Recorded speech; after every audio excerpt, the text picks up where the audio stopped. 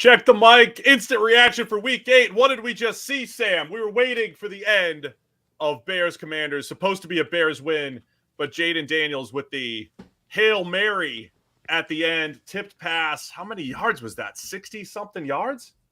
Hail Mary game-winning touchdown for the Commanders. 18-15 over the Bears to go to 5-2. What a 5-2. What a ridiculous finish. Yeah, ball don't lie, Hail Mary. Like, game where the Washington Commanders had been up the whole way, dominant for a lot of it. Chicago mounts like one really good drive.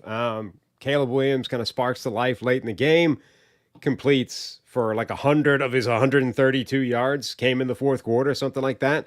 They take the lead, and then Washington stole it back with the last play of the game. That was nuts. Jaden, I mean, I was actually yelling at him while we were waiting here. I thought he made the throw too long. He didn't actually reach the end zone. Where did it land? About the 2-yard line? And then tipped up, and I don't even know who caught it.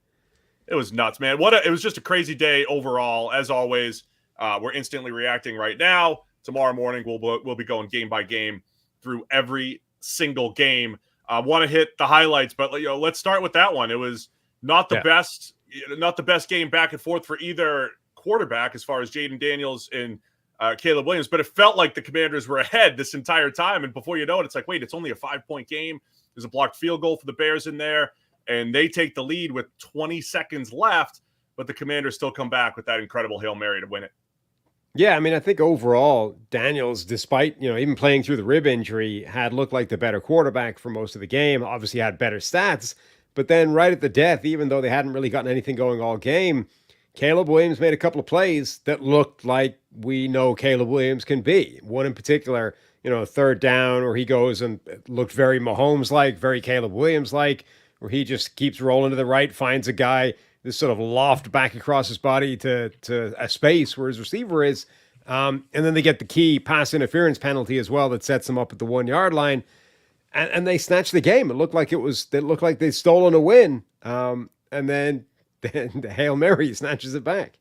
It was a wild Sunday the entire time. So that, that game to cap this first window here. But going back earlier today, Jameis and the Browns get the win. We were joking about, hey, Jameis Winston. We weren't joking about Jameis Winston elevating the Browns, but we did joke about running out of Deshaun Watson stats that made him look bad.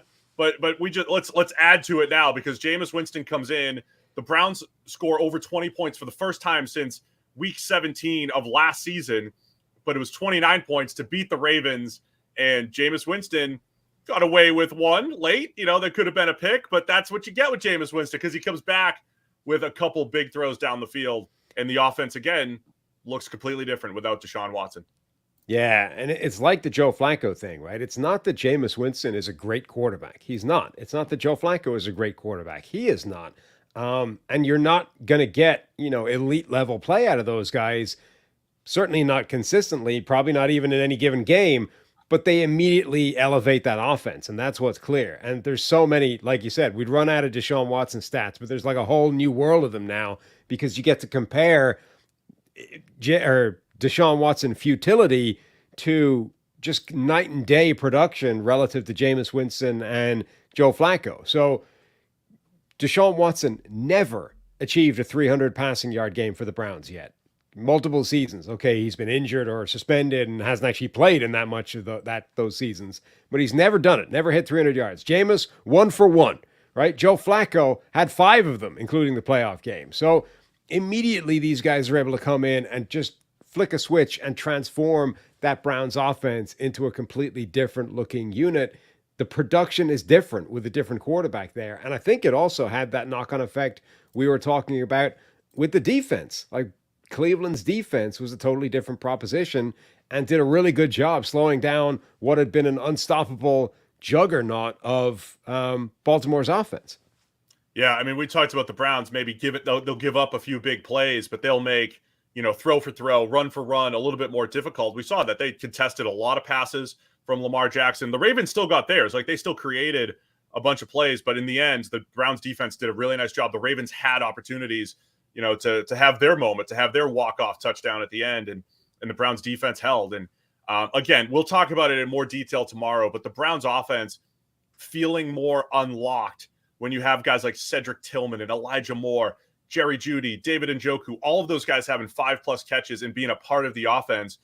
The rhythm and the lack of rhythm, the disjointedness of the Deshaun Watson offense completely gone when Joe Flacco's taken over and when Jameis Winston has taken over. So look, it's one game. We kind of anticipated it would be better, but yeah, the Browns all of a sudden look like a much better team with Jameis under center. Let's not understate rather how good the team is that they just beat, right? They didn't just show some life. They didn't just look a little bit better than they had with Deshaun Watson at quarterback. They just beat a team that was looking like the best team in football, albeit, within the division, strange things happen in the division. But like they beat the Ravens. They didn't just show up and look better against, an average or a bad team. They showed up and beat a team that looked like they were the best team in football in the last couple of weeks. My camera's going to stick with us this time. It's going to stick with us. We've got, other big stories from today. New York Jets lose. I know the Patriots won, but the Jets have just been such a big story with Aaron Rodgers, supposed to be Super Bowl contenders. If they were going to get things back on track, it's this schedule as it gets a little bit easier. But no, the Patriots come back to get the win over the Jets, and they do it after Drake May gets hurt. And look, Drake May was looking pretty good. A few throws into the game, couple runs. He had 46 yards on 3 carries. One of those carries gets hit in the head. That's what concussed him, knocks him out of the game. Jacoby Brissett, though, comes in, leads the comeback. Aaron Rodgers led a fourth quarter comeback of his own, but Jacoby Brissett ends up out-dueling Aaron Rodgers in the end, 25-22. Both now, the Patriots and the Jets, sitting here at 2-6, 8 weeks into the season. Yeah, look, the bottom line is if you can't beat this New England team, you're not going anywhere this season. So it would have been a low bar to clear. Even if they had won it, it wouldn't necessarily have meant anything, but they needed this win and they didn't get it. And yeah, look, it didn't spark to life. Like Garrett Wilson was really good in this game, but there wasn't that much else to shout about from a Jets perspective. Greg Zuerlein appears to have completely just forgotten how to kick these days. And they're now, they're sticking with him because he's an experienced veteran kicker and he's got a resume of doing well. And the chances are you just get back on that merry-go-round, find another kicker who's going to lose it. But you can argue Greg Zuerlein cost them this game. He's costing them points on a weekly basis. But the fact that is true, that the difference between winning and losing is Greg Zuerlein at the moment, is the bigger problem, right? Like, yes, Zuerlein may be the individual at fault for the last couple of games, but like the fact that's how that is the margin between them and New England is itself the problem. I'm ready for the shouty show takes again this week. I thought, last week we had people calling for Rodgers' retirement. I thought again in this game, he watch some of the throws that he made. Absolutely pinpoint on some. He did miss a few others, but there's something missing in totality. And look, you're right. Zuerlein misses a field goal. You're going to play differently too. They knew they needed a touchdown at the end there and they got it. You're going to play differently when you don't have the ability to just go kick a field goal to take a lead or to tie the game or whatever it might be. But there's something missing with the totality of this offense. This was the first time they've scored 22 or three times they're above 22 points. They haven't scored more than 24. The whole thing is an issue. And as people in the chat are saying, leadership issue, I don't know that it's physical with Rodgers, but when he put his fingerprints on this team, right? He put his fingerprints on this team everywhere, and they've got bad special teams. They had special teams errors again in this. The defense doesn't look anything like it was before.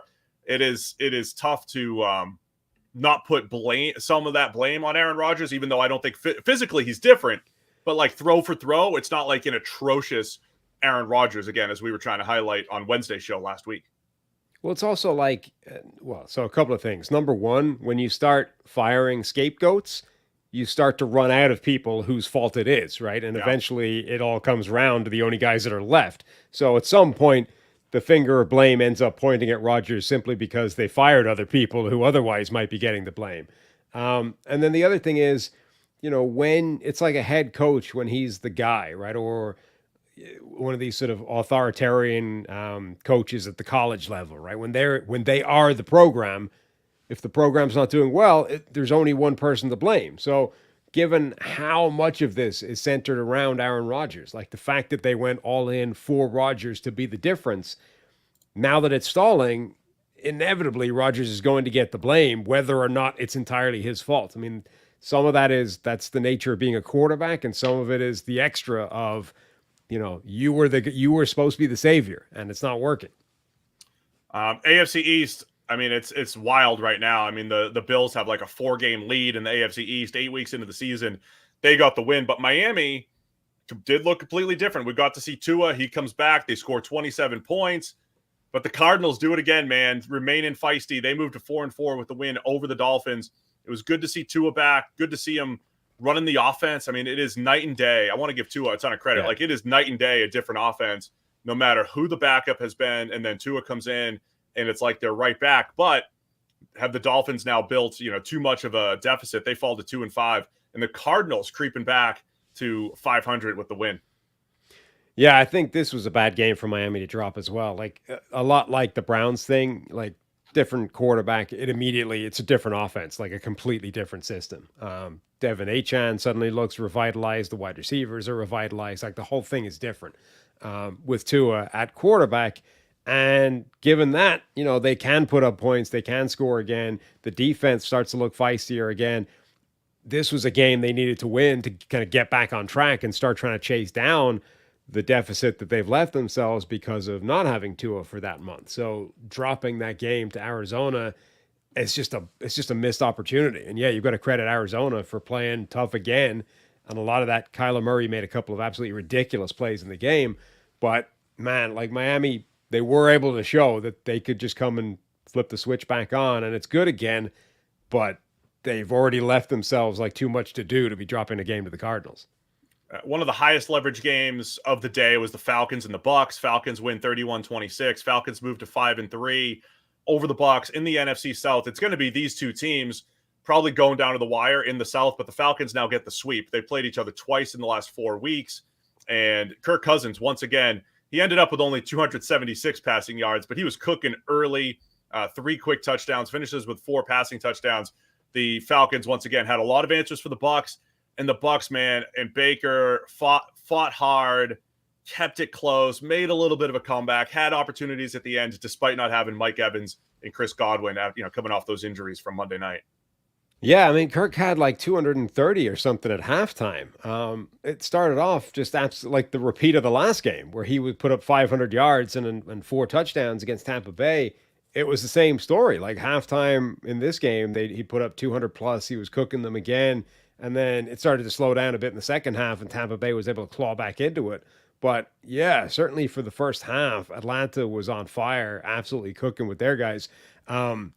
Their skill position players, again, they've found ways of getting them involved. Darnell Mooney had a couple of really good plays. And then Kyle Pitts dodges an absolute bullet because Antoine Winfield nearly did it again, forcing another one of those fumbles like at the goal line, changing the outcome of the game by stripping the ball out and forcing a fumble. They reviewed it, ended up giving him the touchdown, but that was like a razor thin, absolutely game-changing play, whether or not that ball crossed the goal line. Cameron did it again. Sam, I'm gonna be like, I don't want to do it. I don't want to talk about Jaden Daniels isn't a legend for underthrowing a Hail Mary. Hail Marys are luck, right? They're just that one is. I mean, it bounced off a pile into the. Everybody's going to be raving. Everybody's going to be raving about Jaden tomorrow, and he's great. I don't think the Hail Mary is the reason why. Look, we're not going to go game by game right now, but the 4 o'clock hour, or the witching hour today for the 1 o'clock games, was absolutely wild. You had the Indianapolis Colts with a chance to make a comeback against the Texans. Texans got the win. The Packers and the Jags down to the wire. Jags erased a 10-point deficit late. The Packers came right back to get their win, 30-27. We saw the Browns game that we mentioned, the Dolphins game that we mentioned, and then you have something like the Lions scoring 52 points without an offense. Didn't even need their offense today. Just a wild day of football overall. Yeah. So, we're fire. As I said, we'll do the rest of the game by game tomorrow, but fire into the chat if we've missed any of the other biggest storylines that you want us to cover here. But the Lions, I think, have to be another one as well. Like I was texting you, the Titans defense wasn't playing badly, But between their special teams and the turnovers they had on offense, like every Lions drive was getting set up like 6 yards out from the end zone. They were racking up. I mean, they had 50 points by the end of the third quarter. It was crazy. The Lions, at one point, 4 out of their first 7 possessions had started in Tennessee territory. I think 5 total started in Tennessee territory. That doesn't include the punt return for a touchdown. So technically, It's like 6. I mean, it's crazy. What else we got? What other big stories today that we can discuss right now? The Packers doing. Malik Willis came in for Jordan Love. And part of our narrative, part of our discussion, Sam, was, hey, Matt LaFleur had 2 games to start Malik Willis. He had 2 weeks to prep him and build a game plan around him. This was a relief outing for Malik Willis, and he still made those plays coming up. So, I mean, that was really impressive, again, by Malik Willis and the Packers. Yeah, I was curious when it happened. I was like, okay, let's see what Malik Willis looks like without prepping for this, right? Without knowing that he was going to have a week to come in and do this, and without them actually crafting the game plan around him. Like, what happens if he just has to step in and run the Jordan Love offense, the way the offense is supposed to be, and he still looked good. So a huge amount of credit again to Matt LaFleur and what he's been able to do with Malik Willis. This was another situation where it worked, where made him look like a completely different quarterback than he looked in Tennessee. One thing I want to try to get something to catch on here, Sam. I'm going to call it. You've heard of scoreagami, and we've got a whole scoreagami chat, channel in the Discord. How about box scoreagami? I want some box scoreagami. I want when Anthony Richardson goes 2 for 15 for 80 yards. That is box scoreagami. That was how he started today. He finished 10 for 32. Sacked 5 times. Just a wild game for Anthony Richardson. So keep your eyes peeled for box scoreagami. Can we make that a thing? I mean, you can try, but that's going to require somebody with one of those bots doing it. The Richardson thing, though, the thing that's going to be talked about out of this game with Anthony Richardson is that he took himself out of the game for a play because he was tired. That's all anyone's going to be talking about. I don't think. Look, I got called out by a couple of Colts fans because I said he came out injured because I'm watching 8 games. I didn't have the volume on.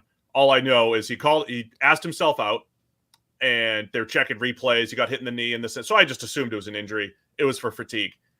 That's not unprecedented. Michael Vick used to do that. Michael Vick used to run around so much. He'd run back and forth across the field, pick up like 26 yards, and he had to sit out a play. Or at least, if he stayed in, it was like, it's got to be a handoff the next play. I can't remember if he specifically came out. I think he did, though. I don't think that's unprecedented. I don't want to overreact to everything, but he asked out on third. Wasn't it third down that he asked out on after that play? I think it was. I think he just picked up the third down, wasn't it? I think he was short on second down and he came out on third. Okay. It was also like the most ridiculous broken sack to like get sacked for 0 yards or maybe pick up half a yard or whatever he ended up picking up on the play. Let's see, where is this? I don't know. Either way, that game was wild too. And Richardson still just like the pass game is so inconsistent. Pick 6 just before the half or a bad interception just before the half to kind of let the Texans back in. It wasn't a full pick 6, but basically handed the Texans 7 points just before the half. Did you figure it out? I think coming out of that, I think more people, as people in the chat are saying, Daniel O'Keefe saying we want Flacco. I think more people are going to be calling for Flacco than worried about him coming out after running around. They're 4-4. No, I guarantee that's what people are going to be talking about tomorrow. Because this is a leadership problem now.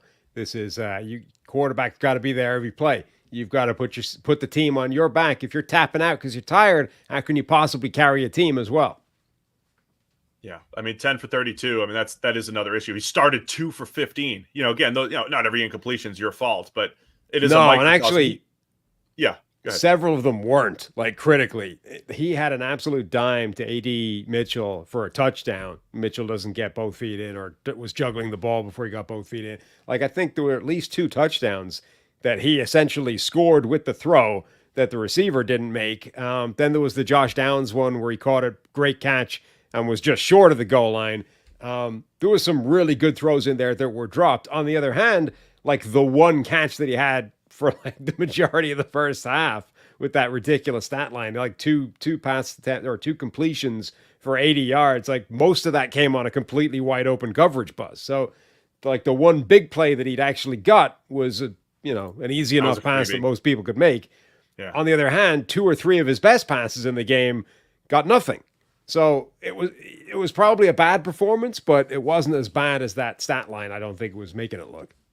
Last thing I want to touch on quickly, though, Eagles 37-17 over the Bengals.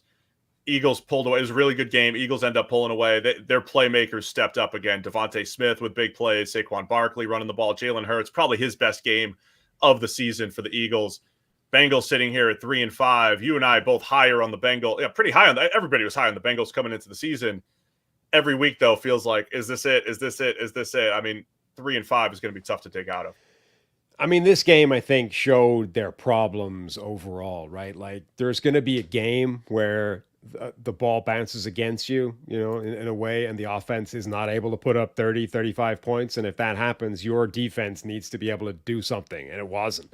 So, in particular, there was that crazy interception where Isaiah Rodgers, bats the pass away down the sideline of Jamar Chase, bats it like right into the hands of Gardner Johnson, who just catches the ball, interception. That's it's a really good defensive play by both of them, actually. But right. it's kind of an unlucky offensive play. It's a pretty well thrown ball. It's a great pass defense, and it ends up as a turnover rather than, a big play on offense.